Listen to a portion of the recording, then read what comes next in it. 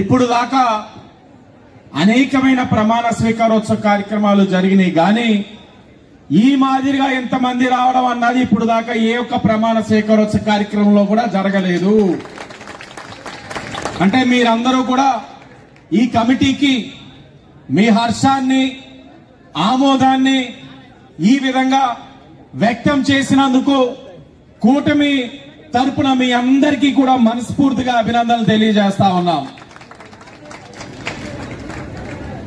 Chairman గాని body గాని వేసేటప్పుడు అనేక విధాలుగా ఆలోచించాం. ఎవరిని వెయ్యాలి, ఎలా చెయ్యాలి అన్నది. తెలుగుదేశం పార్టీ, బీజేపీ, జనసేన అందరితో చర్చించిన తర్వాత ఒకటే నిర్ణయించుకున్నాం. తప్పకుండా మదన్ సింగ్ గారికి ఇవ్వాలి, రాజస్థానీ కుటుంబ సభ్యులకు ఇవ్వాలి.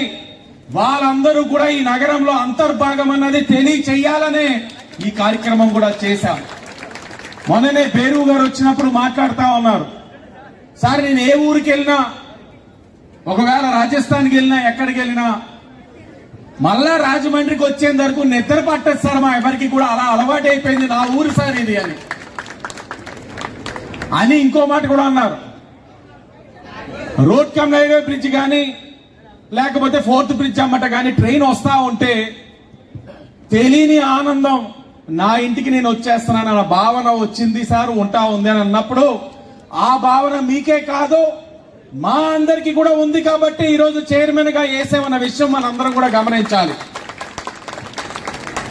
అలాగే సభ్యులందరూ కూడా ఎవరి స్థాయిలో వారు కష్టపడేవారు, భక్తి శ్రద్ధలు కలిగిన వారు, దేవుడు అంటే నమ్మకం ఉన్నవారు, దైవ భక్తి కలిగిన వారు. దురదృష్టం ఏంటంటే గతంలో వైఎస్ఆర్ కాంగ్రెస్ పార్టీ వారు తీరని అన్యాయం చేశారు. ఈ గుడికి, ఈ దేవాలయానికి తీరని అన్యాయం. ఇక్కడే మీకు కనబడతా ఉంది ధ్వజస్తంభం. ఆ ధ్వజస్తంభం పట్ల ఈ తీరని తప్పు చేశారు వైఎస్ఆర్ కాంగ్రెస్ పార్టీ వాళ్ళు. ఆ తప్పు ఏంటన్నది, వాళ్ళు చేసిన తప్పిదం ఏంటన్నది, ఎలాగ ఈ బాడీ కూటమి ప్రభుత్వం సరిచేస్తుందన్నది అతి దగ్గరలో తెలియచేస్తాం. ఇది ఒక అరిష్టం. ఆ అరిష్టాన్ని సరిచేయడానికి సుమారు 7 నెలలు పట్టింది మాకు. ఒకానొక సమయంలో నిద్రలేని రాత్రులు గడిపిన రోజులు ఉన్నాయి. నేను గాని, సోదరులు దీపు గాని, అలాగే శెట్టి జగదీష్ గారు గాని, మదన్ గారు గాని నిద్రలేని రాత్రులు గడిపాం. ఏ విధంగా ఈ అరిష్టాన్ని సరిచేయాలి, ఎలా చేయాలి అన్ని కూడా ఆలోచించి ఈ రోజు దాన్ని సరిచేసుకొని అతి దగ్గరలో దాన్ని సరిచేయడంతో పాటు ఆ తప్పు ఏంటన్నది కూడా ఈ నగర ప్రజలకే కాదు, రాష్ట్రంలోని దీని మీద భక్తి శ్రద్ధలతో ఉన్న ప్రతి వ్యక్తికి తెలియచేయాల్సిన అవసరం ఉంది. దేవాలయాలంటే మన సంపద, మన నమ్మకం. కానీ ఆ సంపద ఎవరిది? దేవునిది. అంటే దేవుడి సంపద దేవుడికే వెచ్చించాలి. అది మన సంపద కాదు, కాకూడదు కూడా అన్న విషయం గమనించుకోవాలి. కానీ గతంలో తప్పుల మీద తప్పులు చేశారు. టీటీడీలో తప్పు చేశారు, పవిత్రమైన లడ్డూ ప్రసాదంలో తప్పు చేశారు, ఈ దేవాలయంలో కూడా తప్పు చేశారు. బాధ్యత లేదు అంటే ఒప్పుకోరు ప్రజలు. బాధ్యత వహించాలి. ఇవన్నీ నేను ఎందుకు చెప్తా ఉన్నానంటే ఇప్పుడు వచ్చిన కమిటీ పైన బాధ్యత ఉంది. ప్రతి విషయంలోనే ఆలోచించాలి. ఇందాకే చెప్పారు, వచ్చినప్పుడు దేవునికి అందరూ ఎక్కువే. దేవుడికి వచ్చేవాడు ఎమ్మెల్యేనా, ముఖ్యమంత్రి, మంత్రి అని చూడ్డు. భక్తితో వచ్చేడా భక్తుడనే దేవుడు చూస్తారు. కాబట్టి మీరు ఆ ఆలోచనతో పనిచేయాలి, చాలా జాగ్రత్తగా చేసుకోవాలి. అన్నిటికి మించి ఆ శివయ్య యొక్క అనుగ్రహం వీళ్ళందరిపైన ఉంది కాబట్టి ఎంతో ప్రతిష్టాత్మకమైనది. 12 సంవత్సరాలకి ఒకసారి వచ్చే పుష్కరాలకి వీరుంటున్నారు అని అంటే ఎంతటి అదృష్టం, ఎన్నో జన్మల సుకృతం ఇలా ఉండడం అన్నది. కాబట్టి ఈ అవకాశం దేవుడు మీకు ఇచ్చారు అని అంటే, ఎంతో మంది ఆశావాహులు ఉండగా ఇచ్చారు అని అంటే మీ దగ్గర నుంచి ఎంతో సేవ చేస్తారని ఆశిస్తారు. కాబట్టి ఆ సేవ చెయ్యాలి, భక్తుల ఒక మనోభావాలు దెబ్బతినకుండా చూసుకోవాలి, సంస్థ ఒక ఆస్తిని పరిరక్షించాలి, సనాతన ధర్మాన్ని రక్షించాలి. అన్ని అంశాల్లో కూడా ఆలోచించి అడుగులు ముందుకు వేయాలనేది నా తాలూకు ఆలోచన.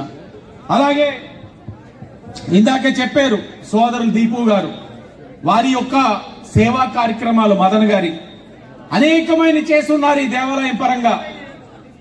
వాళ్ళ నాన్నగారు ఏదైతే పూల్ చంద్ గారు పెట్టిన సంస్థ పేరు కూడా ఇందాకే జగదీష్ గారు చెప్పినట్లుగా మహదేవ ఫ్యాన్సీ.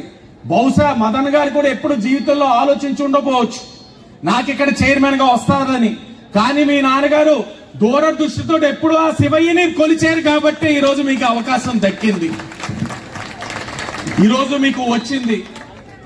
ఏది ఆశించకుండా మనం ఏదైనా మంచి కార్యక్రమం చేస్తే ఆ దేవుడే చూసుకుంటాడు.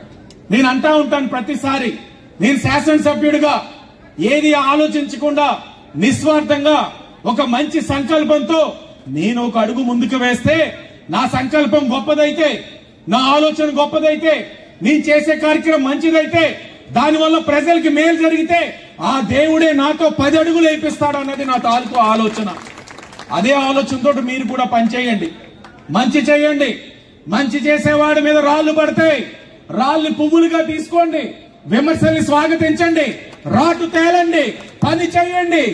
ఆ శివయ్యకి ఎప్పుడు కూడా కొలుస్తూ ఉండండి. మేము ఒకటే చెప్తా ఉన్నాం, పుష్కరాలకి ఇది చాలా ప్రతిష్టాత్మకమైన దేవస్థానం. అలాంటి ప్రతిష్టాత్మకమైన దేవస్థానానికి మిమ్మల్ని ఎంచుకున్నాము అని అంటే అనేక విధాలుగా ఆచితూచి చేసిన కార్యక్రమం. కాబట్టి మీరు ఎన్డీఏ కూటమి, తెలుగుదేశం, బీజేపీ, జనసేన ఒక ఆలోచనకు అనుగుణంగా పనిచేస్తూ భక్తుల యొక్క మనోభావాల్ని కాపాడుతూ అనునిత్యం శివయ్య యొక్క ధ్యానం చేసుకుంటూ ఆ భక్తితో ప్రజలకి మెరుగైన సేవలు అందించాలని, అలాగే అభివృద్ధి కార్యక్రమాలు కూడా ఒక ఆలోచనతో ఉన్నారు ఇప్పుడు చైర్మన్ గారు.